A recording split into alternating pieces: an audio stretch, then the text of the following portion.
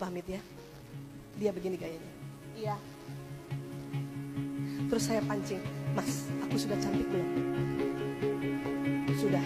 Mbak Adel, menurut kamu, karena kamu punya pengalaman di dunia narkoba, berapa lama sih proses pemulihan sebetulnya? Orang pakai ganja yang paling bahaya adalah schizophrenia atau sakit jiwa. Heroin itu KW-KW-an loh Pak. KW1 itu biasanya dicampur tepung terigu. KW2 dicampur paracetamol. Kalau yang KW3 dicampur kerak aki. Ya, baik, tepuk tangan buat mereka. Next. Ecstasy. Ini juga masih banyak di Indonesia. Ya Allah ya. Warna-warni. Ini yang disangka sering permen ya. Ecstasy. Belinya di diskotik Bapak Ibu. Makanya kalau anak-anak izin ke diskotik larang saja. Mafia itu di sana. Ya. Dan mafia itu sengaja kalau ada anak baru dia nggak kasih dulu. Kapan lagi datang kedua baru dikasih. Dikasihnya juga tidak satu tablet, dikasih 1/4 dulu tablet. Istilah mereka seprempi. Nanti datang berikutnya dikasih stengki setengah. Ya. Tahu ya Bu, Pak, harus dengar ya istilah ini ya. Karena saya pada saat itu dengar sprempi, stengki nggak tahu kalau itu istilah ekstasi itu. Sprempi berapa Bu? Stengki berapa? Tapi jangan juga sudah tahu beli telur stengki kilo, jangan begitu. Beli khas dalam sprempi kilo, jangan begitu. Kalau polisi dengar itu ditangkap itu.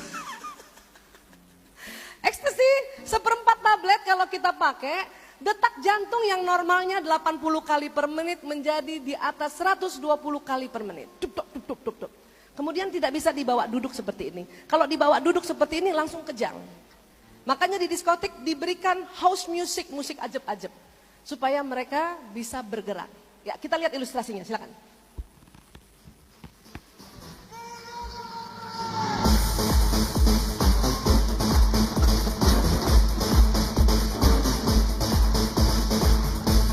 Jogetnya ciri khasnya begitu. Hanya kepala dan tangannya diangkat. Dan biasanya bawa air minum. Itu ciri khas. Kalau Bapak pergi ke diskotik ada orang kayak gini, itu habis pakai ekstasi. Dan mereka paling sering senang dekat sound system. Jogetnya. Agar beat musiknya kena jantungnya gitu. Nah ini dia. 1/4 tablet bisa goyang 2 jam.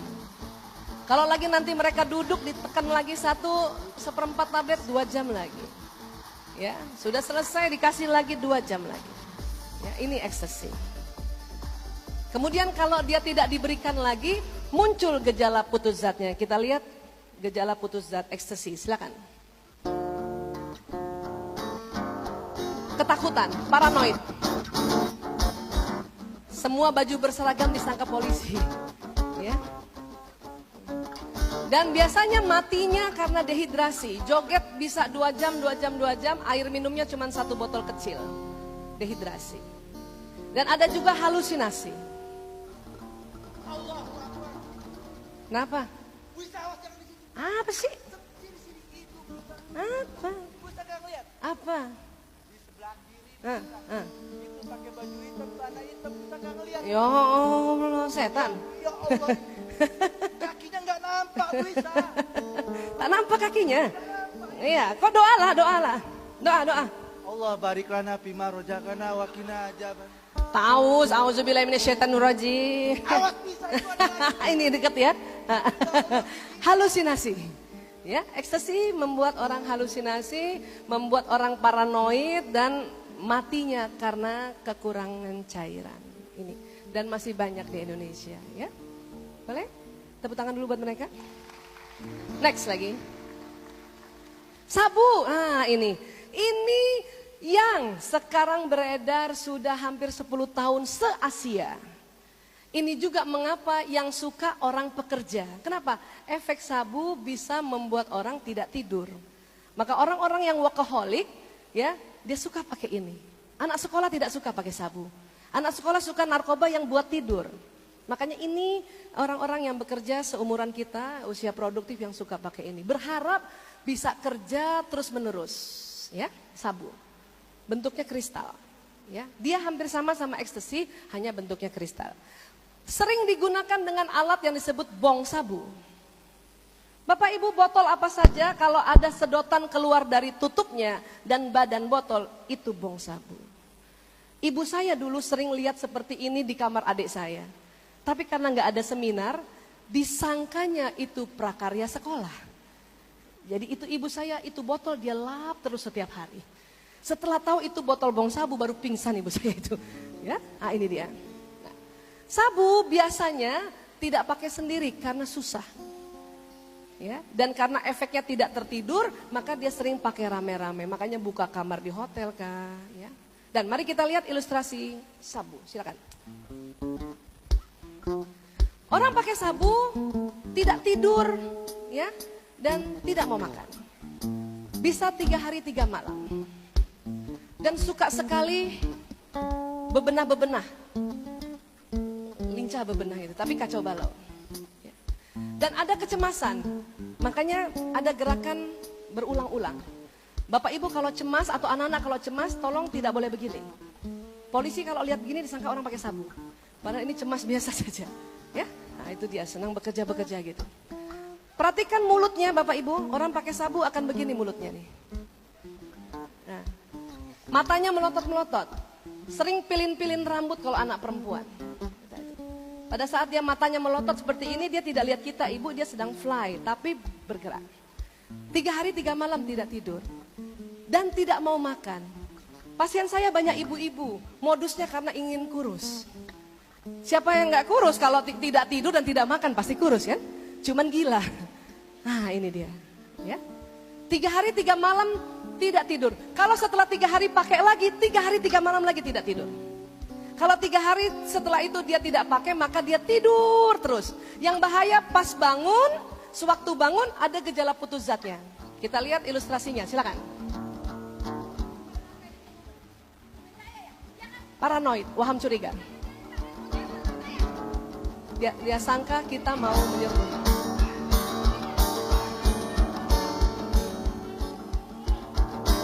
Paranoid,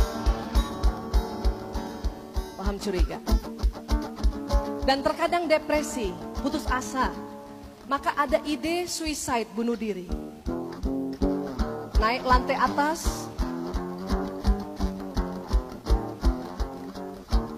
cuman takut mati juga dia doa dulu,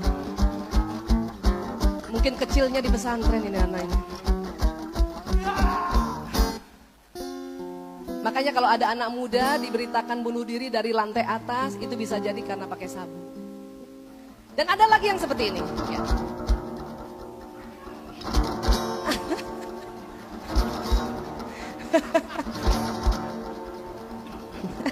Maaf ya Bu, maaf ya Bu, maaf ya Bu.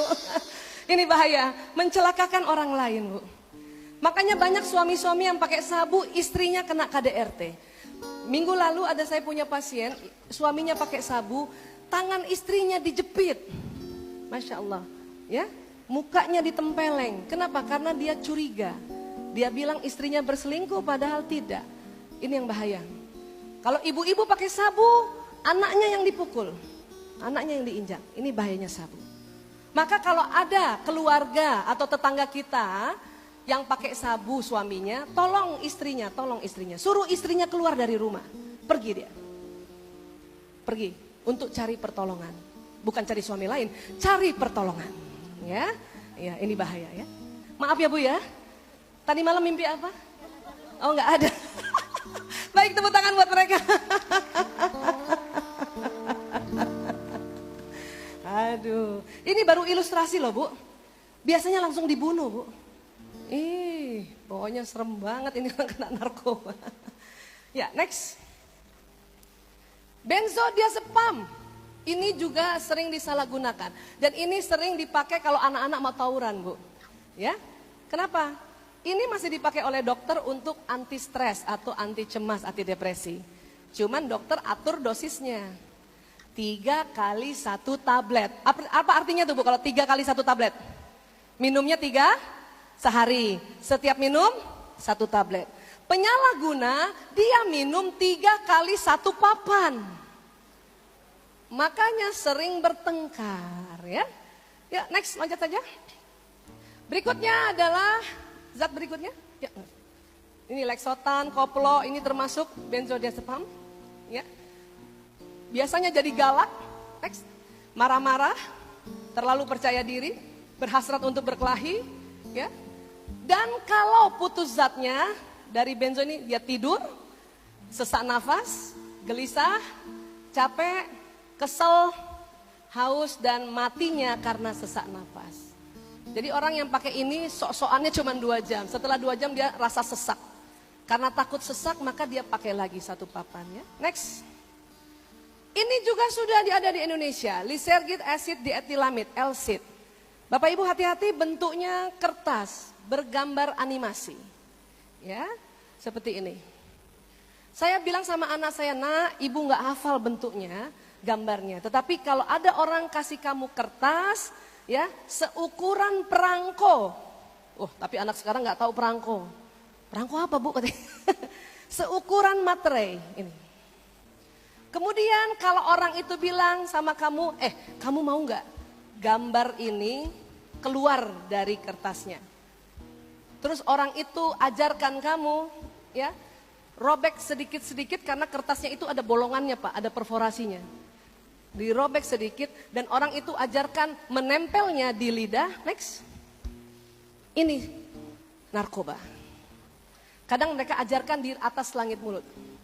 Atau next, di sklera mata. Next. Nah itu. Ya, ini dia. Itu narkoba. Ini membuat apa? Halusinasi. Bapak Ibu kalau saya bilang halusinasi, apa yang Bapak Ibu pikirkan? Halusinasi. Bukan menghayal, halusinasi bukan menghayal. Halusinasi melihat sesuatu tapi bukan itu wujudnya. 2 tahun yang lalu saya punya pasien anak SMA pakai LSID di rumahnya, di ruang tamu. Setelah dia tempel di lidahnya, dia lihat jamur payung tahu ya Bu? Yang kecil segini, dia lihat sebesar ini. Karena kaget dia lari, dikejar jamur ini. Karena ketakutan, capek juga lari-lari, dia sempat ke dapur, ada pisau, dia ambil, dia tusuk jamur itu, ternyata kepala adiknya. Dia baru sadar setelah adiknya berteriak. Ya. Nah ini tadi, ini halusinasi. Jadi hati-hati Bapak Ibu ya. Next lagi. Ini juga kategori narkoba. Lem, spidol. Tapi kita tidak bisa hentikan barang-barang ini karena masih bermanfaat. Makanya ajarkan diri kita dan anak kita kalau pakai spidol minimal 1 jengkal dari hidungnya. Kalau bagus lagi lebih jauh. Seperti itu. Dia buka lem dari jauh. Ya. Bapak Ibu siapa suka bau bensin? Kalau cuma sekelebatan begitu tidak masalah. Yang masalah kalau bensinnya taruh di mangkok, taruh di plastik, dihirup. Itu jadi masalah. Seluruh Indonesia paling sering yang pakai zat ini adalah anak-anak jalanan. Mereka biasanya taruh lemnya itu di dalam bajunya, dihirup atau ditutup plastik. Kenapa anak jalanan? Awalnya karena ingin tidur. Mereka tidak punya rumah, tidak punya tempat tidur, tidak punya kamar. Maka kalau mereka tidur di samping seperti ini di trotoar, dia pakai itu lem dulu. Agar apa? Agar kalau ada orang lewat dia tidak terganggu. Semut gigit tidak terganggu. Seperti ini. Tapi lama-lama zat narkoba ini ya tidak berefek. Sehingga tidak tidur tapi malah sakit kepala. Yang bahaya adalah pada saat dia tidak dapat efek tidurnya, itu lem tidak dilapis lagi, dia langsung hidungnya saja di lem itu. Yang cilaka mati mendadak karena menghisap. Itu hidungnya penuh lem ya Pak. Ya. Dan kemudian ya, apalagi kalau tidak mati, anak itu menjadi kebodohan permanen. Bayangkan Bapak Ibu, sudah bodoh permanen. Ini yang sekarang di daerah-daerah setengah mati menghadapi anak-anak yang pakai lem. Istilahnya ngelem. Ya. Kami di rehabilitasi pusing kalau anak-anak pakai gini. Ya. Ada lagi sekarang, narkoba dari tai sapi. Maaf ya Pak. Awalnya jamur yang tumbuh dari tai sapi ini disebut magic mushroom. Ya.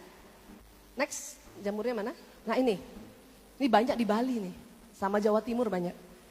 Cuman menunggu jamur dari tai itu menunggu 2 minggu sampai 3 minggu. Akhirnya mereka nggak sabar, mereka pakai kotorannya diambil dari pantat sapi langsung. Ditaruh di kaleng, ditutup 5 jam, setelah itu dibuka dihirup. Yang dia ambil zat amonius. Maboknya sama seperti cium lem kaleng. Pengguna lem kaleng, kalau dia pakai lem kaleng, aroma tubuhnya bau lem. Nah, pengguna tai sapi, aroma tubuhnya bau tai sapi. Itu cara mendeteksinya. Di Jakarta, kalau polisi sedang sidak narkoba, kalau dia temukan pecandu narkoba tai sapi, tidak ditangkap. Kenapa? Karena polisi malas barang buktinya tai. Dia malas bawa ke persidangan. Karena barang buktinya tai. Maka dibiarkan saja, sudah biarkan saja katanya. Dan kalau dibiarkan 1 tahun 2 tahun dia mati sendiri karena TBC. Jadi polisi pikir daripada bawa tai ke persidangan, waduh mending mati sendiri saja. Ya, ini dia. Next. Ini juga sedang masalah tembakau gorila. Ya, ada yang boleh sharing tembakau gorila, silakan. Ya berdiri. Apa sih tembakau gorila ini? Tembakau gorila sejenis ganja gitu, tembakau tapi dia disuntikan sintetisnya dari zat ganja dan amfetamin. Gitu. Iya. Ini pakainya seperti rokok juga. Iya, sama kayak ganja. Apa yang sensasinya apa sensasinya? Sensasi awalnya itu sama kayak ganja, ketawa-tawa awalnya gitu kan, nafsu makan meningkat gitu. Yang membedakan itu setelah beberapa saat kemudian badan kita tuh kaku, nggak bisa bergerak gitu. Seolah-olah tuh kayak ditiban gorila. Hah? Kayak ditiban gorila. Ditiban gorila gitu? Iya. Makanya disebut tembakau cap gorila? Iya. Itu apa enaknya itu? Ada lain selain cap gorila? Ada banyak. Apa? Satu-satu sebut. Hanoman. Nah, kalau ada cap Hanoman itu juga narkotika. Lagi? Ganesa. Ganesa. Apa lagi? Roket. Roket. Iya. Roket, apa lagi? Nataraja. Nataraja, apa lagi? T-Rex. T-Rex, apa lagi? Samtek. Samtex.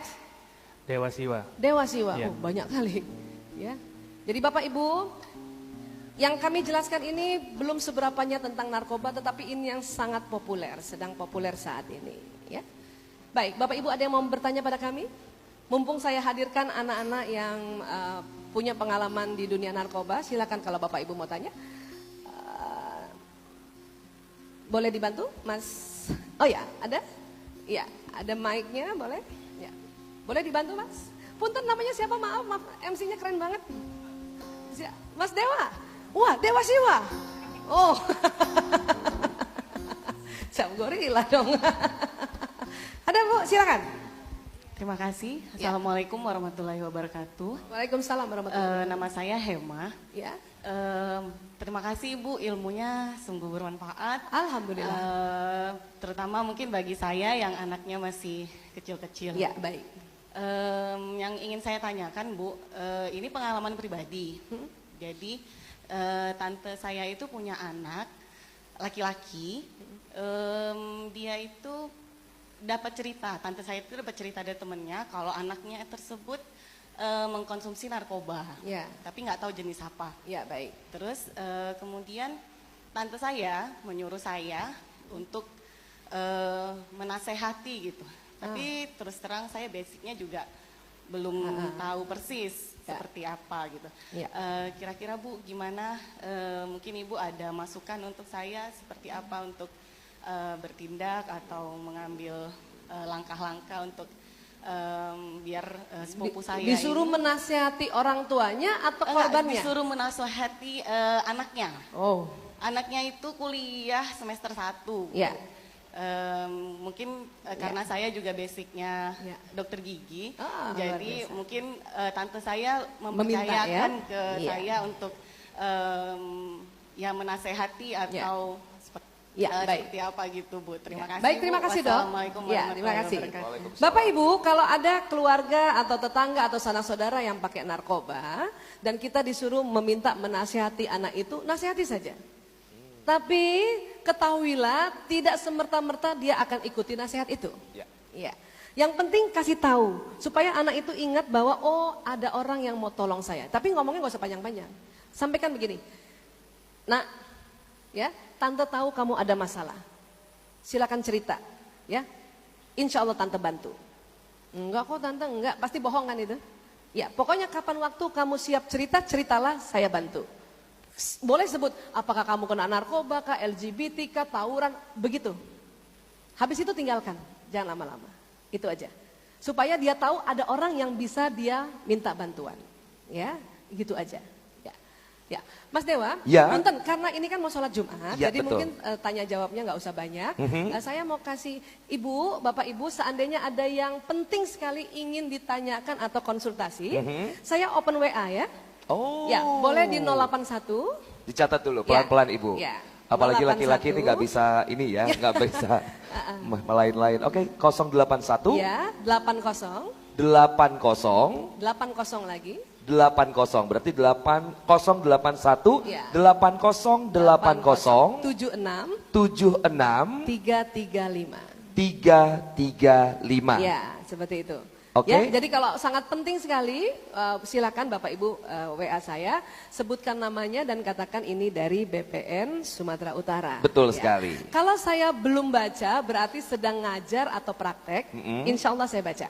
Tetapi kalau 3 hari, 4 hari belum saya baca, berarti WA-nya kedorong ke bawah.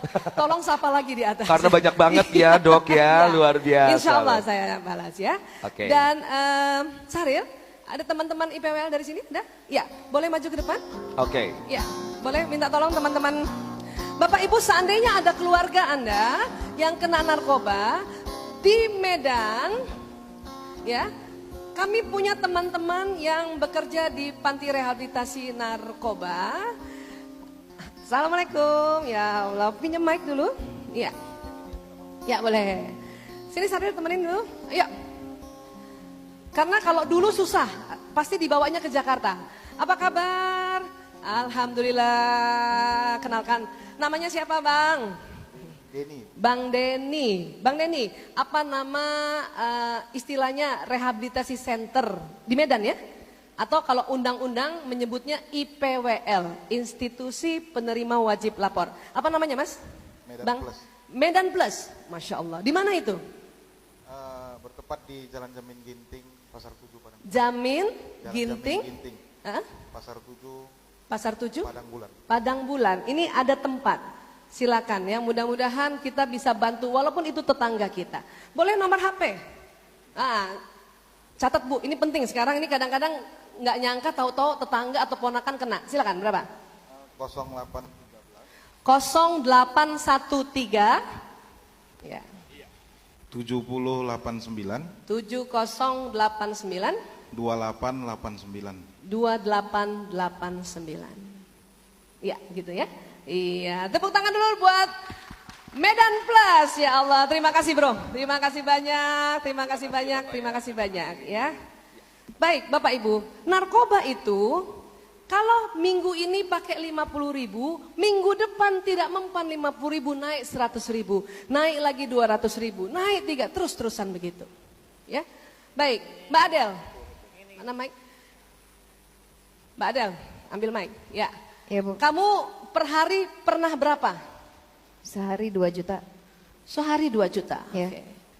Baik, Mbak Adel, kamu pakai narkoba berapa lama? Kurang lebih 17 tahun. 17 tahun. Yang sehari 2 juta berapa tahun? Kurang lebih 10 tahun. Bapak Ibu bisa hitung nggak? Sehari 2 juta, 10 tahun dia pakai. Miliarder sebetulnya ya. Ini yang jadi masalah. Jadi narkoba ini perdagangan ilegal. Jadi uang kita semua diambil oleh mafia. Ya. Mbak Adel kok bisa begitu? Gimana itu? Bisa banyak punya uang itu per hari 1 juta. Orang tuamu apa kerjanya? Orang tua saya dulunya tuh dua-duanya PNS Bu. Pegawai negeri sipil? Iya. Oke. Ya. Baik. Apa yang kamu lakukan? Kok bisa berapa tadi? 2 juta per hari? Iya. Apa yang kamu lakukan? Awal mulanya sih uang jajan saya kumpulin. Terus kadang uang sekolah yang saya pakai. Uang sekolah? Terus lama-lama saya punya survival skill. Wis. Boleh ilustrasikan survival skill. Siap, Bu. Ini yang jadi masalah kalau anak kita pakai narkoba yang tadinya anak baik-baik, ya, dia akan menjadi anak yang seperti ini. Ya, silakan. Ya. Kalau sudah nggak ada uang, pasti dia jual barang berharganya, ya. Dia akan jual handphonenya, Bu, jam minta tolong tangan. dong Bu, saya mau jual barang murah deh Bu, 300.000 aja. Bu, tolong Bu, saya buat Harganya makan nih, miring tuh, Bu. Lapar banget Bu, orang tua saya lagi keluar kota, saya butuh uang Bu, tolong Aslinya Bu. 7.300.000 Ayo dong, loh, Bu. Please Bu, saya lapar banget nih Bu. Ibu mau tolong saya nggak? Ayo dong Bu, murah Jadi Bu. kalau Masih barang mulus, Bu. dia sudah habis, maka nanti barang adiknya yang dijual, barang kakaknya, barang-barang di rumah. Bapak Ibu hati-hati, kalau kompor gas hilang itu biasanya pecandu narkoba. Kompor gas. Adik saya Pak, itu Magic Jar dijual bersama nasi-nasinya. Coba bayangkan, ayah saya mau makan tuh bingung, mana ini Magic Jar? Baik, kalau sudah tidak punya barang seperti itu, maka dia akan pakai cara seperti ini. Mohon maaf.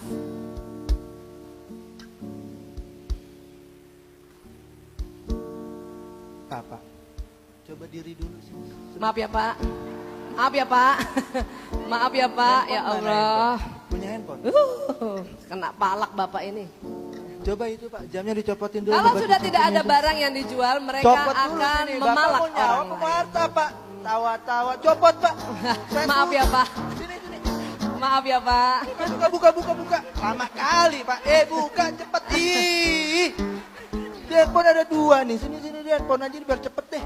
Situ duduk, Bapak duduk. Teriak awas lo Pak. Ah. Maaf ya Pak, ya Allah. Begini pecandu narkoba nih, dia berani walaupun tidak pakai senjata. Baik. Kalau tidak ada nyali, biasanya cari uang dengan cara seperti ini. Assalamualaikum. Aku yang dulu bukanlah yang sekarang. Dulu begini, sekarang Pak. Pak. Ngamen. Ngamen Pak. Tidak semua pengamen pecandu narkoba, tapi Bayar pecandu dong, narkoba Pak. bisa pakai cara seperti ini. Bapak enak aja Ya? senyum-senyum. Kalau pengamen biasa Bayar, kita Pak. angkat tangan dia pergi. Ini agak memaksa. Pak, ya iyalah Pak. Ya maaf aja Bapak mah. Ada juga seperti ini. Kalau Bapak Ibu pergi ke Jakarta dan kemudian naik kendaraan umum, bus, maka Anda akan melihat ada anak muda seperti ini. Disebutnya orasi. Ya, assalamualaikum warahmatullahi wabarakatuh. Waalaikumsalam. Selamat siang bapak-bapak penumpang yang saya hormati. Saya di sini bukan untuk tindak kriminal Bu ya. Ya saya di sini hanya minta uang 1.000-2.000 rupiah daripada saya mencopet, saya memalak, saya menjamret, tidak halal Ibu ya. 1.000 ikhlas dari Anda halal buat saya. Demikian dari saya, semoga bapak-bapak ibu selamat sampai tujuan, jaga selalu barang-barang Anda, hati-hati dalam melangkah, sekali lagi wabillahi taufik wal hidayah, wassalamualaikum Ini sering warahmatullahi didengar di wabarakatuh. bus. Namanya orasi. Tidak semua yang orasi pecandu narkoba, tapi pecandu narkoba bisa pakai cara seperti ini. Ya? Daripada saya mencopet, Dia Pak, minta nggak- 1.000-2.000 rupiah dari Anda. 1.000 ikhlas dari Anda lalu buat saya Pak. Daripada saya mencopet, menjamret nggak halal Pak. Yang serunya dia sangat jujur, daripada saya mencopet tidak halal. Pak, Bahkan lengkap dengan wabillahi taufik wal hidayah. 1.000 Bu. Daripada saya mencopet Bu. Ya Allah susah Ini di Pak. bus-bus sering terjadi seperti ini. Bu. Nah ibu baik nih kayaknya nih Bu. 1.000 Bu, daripada saya mencopet Bu. Kan nggak halal Bu. 1.000 aja Bu. Ya. Kalau nggak ada 2.000 nggak apa-apa Bu. Ya. Daripada saya mencopet Bu, nggak halal Bu. Ya Allah. Wah jangan deh! Maaf ya Bu. Maaf ya Bu. Harus samperin dulu nih ibu dicopet ya. Kayak mana Bu? Maaf ya Bu. Makanya jangan percaya walaupun dia bilang daripada mencopet, dia tetap mencopet. Maaf ya Bu. Ya? Ya baik. Ada lagi cara, silakan. Di atas aja, oh di sini ya. Tidak semua tukang parkir pecandu narkoba, tapi mereka bisa pakai cara seperti ini. Sedikit, kelas sedikit. Oh, ya, Bahkan mereka rebutan lahan parkir. Tar dulu, Rek. Satu, Rek. Malah BPN sumut nih kalau ngasih turun.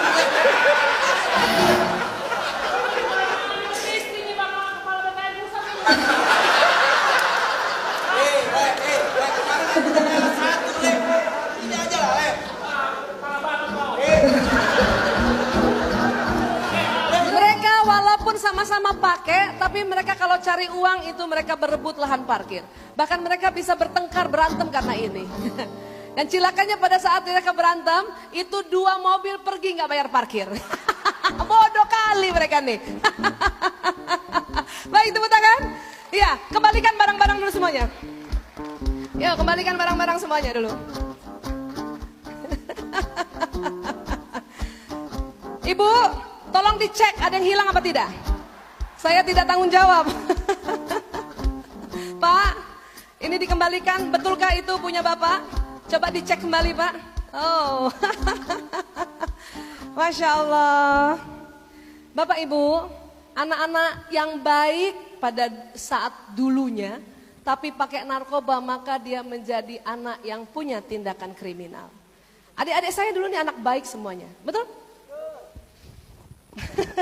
Pernah juara nggak waktu sebelum pakai narkoba? Pernah. Pernah juara? Iya. Mbak Adel pernah juara apa sebelum pakai narkoba? Juara lomba nyanyi antar sekolah. Lomba nyanyi antar sekolah. Mas Robi pernah juara apa? Pernah juara lomba baca puisi, Bu. Bahasa puisi? Ya. Antar sekolah juga. Oke. Mas Dona pernah juara apa?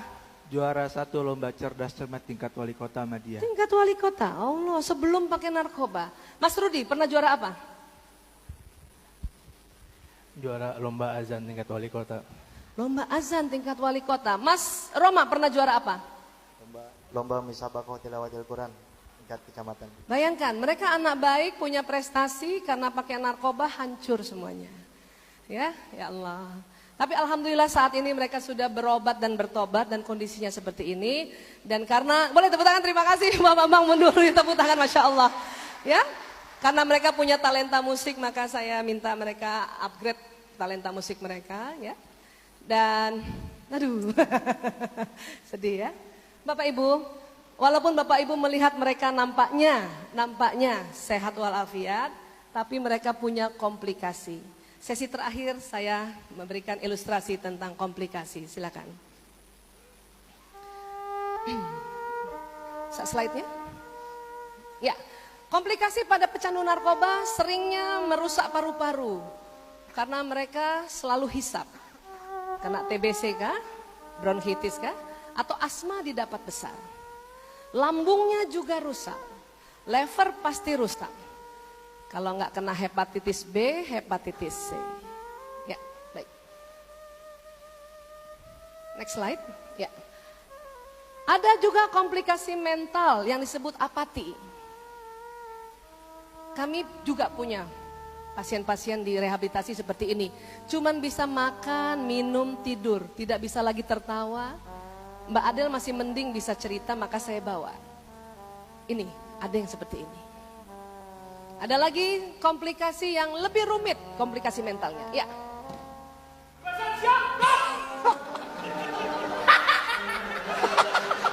Gangguan jiwa. Banyak yang begini tapi saya tidak bawa karena akan mengganggu kita. Ini agak-agak saja sudah mengganggu. Apalagi yang betulan. Next. Iya bisa. Ya, tolong. Dengar ya. Belikan saya 1 kilo bawang putih, 2 kilo bawang merah, 3 kilo cabai hijau. Ya, silakan.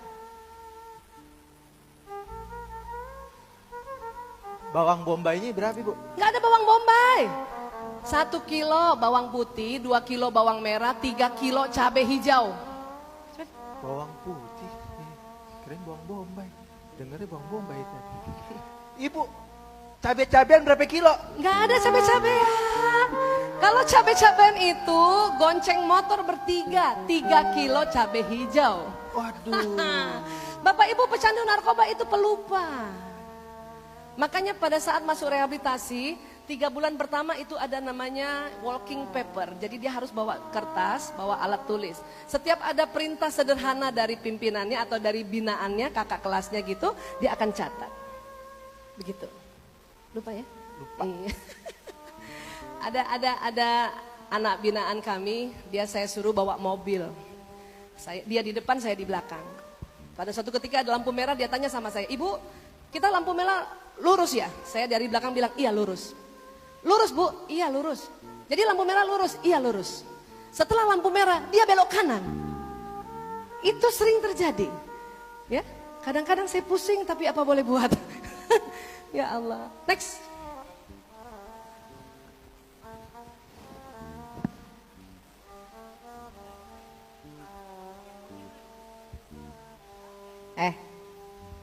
Ngapain lu? Mau nyolong lu ya? Enggak. Gua nggak percaya sama lo. Lu lihat-lihat barang, pasti ada yang hilang. Enggak, gua nggak percaya sama lo. Sampai sekarang gua nggak percaya sama lo. Udah jauh-jauh sana. Gua panggil polisi lo. Cabut gak? Enggak, cabut gak lo? Oh, biarin. Tidak dipercaya oleh keluarga walaupun sudah keluar dari panti rehab karena mereka pernah mencolong barang, mencuri barang dan sebagainya. Yang bahaya adalah pada saat seperti ini, ya, dia kembali ke teman lamanya.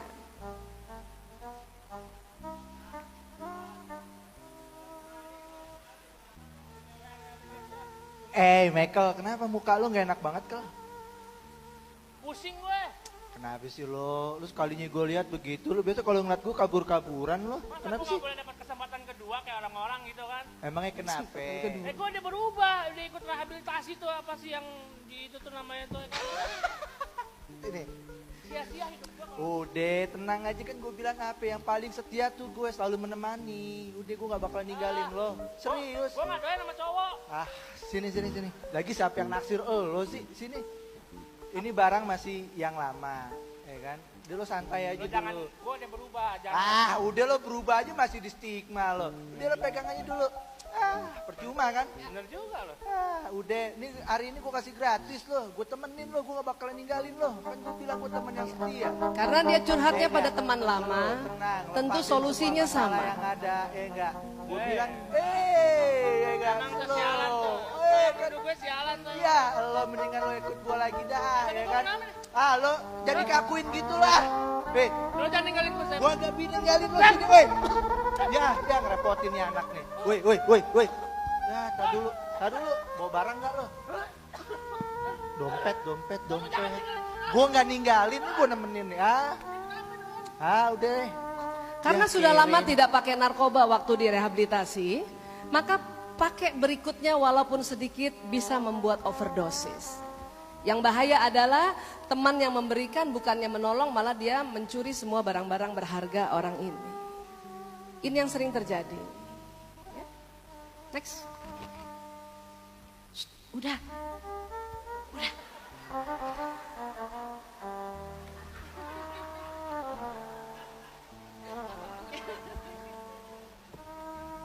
Ayo.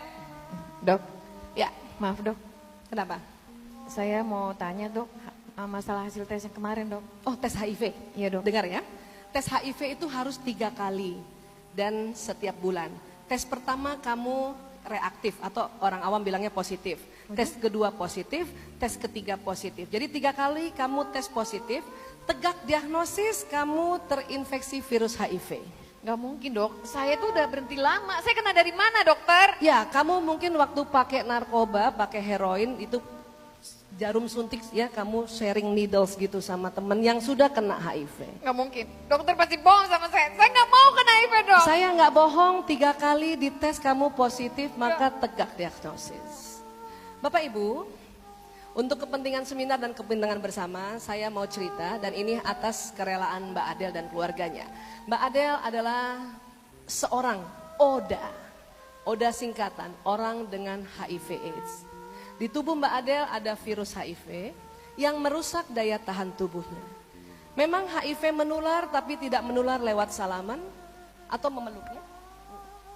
Atau minum 1 gelas bersama atau toilet umum bersama dipakai, tidak menular. Menular kalau Mbak Adel pakai suntikan, kemudian saya langsung juga pakai suntikan itu. Kenapa virus itu ada di darah? Menular juga kalau, maaf Mbak Adel, hubungan intim suami istri akan menular ke pasangannya.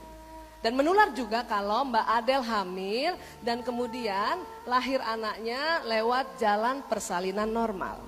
Dan terkadang saya sering khawatir pada teman-teman bidan kalau membantu seorang wanita hamil dan dia tidak cerita bahwa dia HIV, maka kasihan teman-teman bidan akan bisa terinfeksi. Makanya orang perempuan HIV yang dinyatakan positif diminta untuk melahirkan secara operasi sesar. Agar dokter-dokter sudah siap. Baju berlapis-lapis, handscoon berlapis, ya, sarung tangan, pakai kacamata yang selebar ini sehingga waktu menolongnya tidak terciprat darah. Mbak Adel punya anak? Punya. Baik, Bapak Ibu, apa yang ditakutkan oleh Mbak Adel? Takut pada satu saat masuk AIDS. Ya, apa sih yang terjadi pada orang virus HIV? Saya kalau jalan sama Mbak Adel, kemudian ada orang sakit mata, maka Mbak Adel yang duluan tertular. Karena daya tahan tubuhnya menurun. Kalau saya jalan sama Mbak Adel, kemudian ada orang cacar air, maka dia duluan terkena dibanding saya. Itu sebetulnya virus HIV. Lama-lama ya, daya tahan tubuhnya hilang. Dan akhirnya mereka terkapar seperti ini. Maaf ya Mbak Adel ya. Dan maaf tidak langsung meninggal, 3-5 tahun terkapar seperti ini, akhirnya sering ya mengganggu aktivitasnya sendiri dan aktivitas keluarga. Itu yang dikhawatirkan. Walaupun memang ada obat antiretroviral, tapi tidak bisa menghilangkan virus itu. Hanya bisa membuat agar Mbak Adel kalau ke fase ini agak lama. Orang kalau tidak pakai antiretroviral, dari kena HIV, masuk ke sini 5 tahun, tapi kalau pakai insya Allah 30 tahun masih bisa bertahan. Doakan Bapak Ibu ya. Di Indonesia banyak sekali orang yang seperti Mbak Adel. Mbak Adel? Ya. Mbak Adel berapa bersaudara? 6. Yang pakai narkoba ada berapa? 5. Mbak Adel 6 bersaudara, 5 yang pakai. Satu kenapa kok bisa kena, nggak kena? Karena kakak saya yang satu tuh tinggalnya di Bandung, dia kuliah. Oh gitu ya. Yang 5 ini awalnya kamu nggak tahu? Awalnya nggak tahu kalau mereka pakai. Kapan kamu tahu? Taunya pas lagi bokul di tempat BD. Bokul tuh beli ya, bahasa Iya, sana ya. Bahasa selengeannya narkoba ya, bokul ya. Baik, sekarang 5 kondisinya bagaimana? 5 sudah pulih Bu. Termasuk kamu? Iya. Terus? Tapi yang 2 itu udah pulih total. Pulih total, apa maksudnya pulih total? Sudah meninggal dunia. Oh istilah mereka, pulih total itu meninggal dunia ya. 2 orang di antara mereka berlima yang pakai narkoba sudah meninggal dunia. Meninggalnya karena apa? Komplikasi Bu. Karena komplikasi yang tadi juga ya. Tapi untungnya mereka meninggal sudah dalam keadaan berobat dan bertobat. Tetapi komplikasi yang tadi ini tidak bisa dihindari. Saya lihat persis perjuangan orang tuanya Mbak Adel luar biasa. Ibunya tidak tahu mau bilang apa. 5 anaknya Masya Allah. Dia pindah rumah terlambat. Kenapa? Sudah kena 5. 5-5-nya itu bandarnya ada di kompleks itu. Terlambat. Tapi apa boleh buat? Dia hanya sholat terus sampai sholat tahajud nggak pernah putus-putus ya. Akhirnya terselamatkan 5 tapi 2 tidak bisa terselamatkan karena komplikasi. Bapak Ibu, mohon Bapak Ibu jaga anak masing-masing, jaga diri masing-masing. Bapak Ibu mesralah antara Bapak dan Ibu agar anak-anak nyaman di rumah. Kalau sudah kayak mereka susah sekali. Untung kalau bisa berobat seperti ini dan bertobat. Tapi kalau seperti tadi overdosis dan sebagainya, waduh kami susah sekali melihat perkembangan masa depan mereka. Bapak Ibu terima kasih. Dan saya mohon doa, kami juga sedang berupaya untuk mengedukasi narkoba lewat sebuah film agar anak-anak muda mau melihatnya. Apabila nanti di Medan atau di Sumatera Utara, di XX1 di akhir tahun ini ada film judulnya Cukup Gue, nonton ya Bapak Ibu ya? Boleh? Iya tepuk tangan dulu buat usaha kami membuat film Cukup Gue Aja Deh. Film ini kami buat agak lama, sudah 2 tahun, baru selesai 70%. Karena memang kami tidak dibantu sponsor, justru kami meminta masyarakat Indonesia ikut membantu membuat film ini dengan cara membeli merchandise yang sekecil ini. Mudah-mudahan Bapak Ibu juga pada saatnya nanti setelah selesai acara berminat juga. Ya, berarti Bapak Ibu membantu pembuatan film kami. Terima kasih banyak. Ya, sekali lagi terima kasih Pak Bambang, terima kasih banyak. Terima kasih semuanya Bapak Ibu, terima kasih. Bayangkan orang tua mereka saja dengan kekuatan doa dan cintanya bisa bangkit. Apalagi Bapak Ibu yang anaknya masih baik, tempat tinggal kita tanpa hiasan, tanpa lukisan. Waalaikumsalam warahmatullahi wabarakatuh. Berikan tepuk tangan yang lebih luar biasa lagi. Terima kasih untuk Dr. Aisyah Dahlan, luar biasa Ibu. Saya pengen menjabat tangan Ibu. Semua ini punya kita. Memang semua ini milik kita. Oh,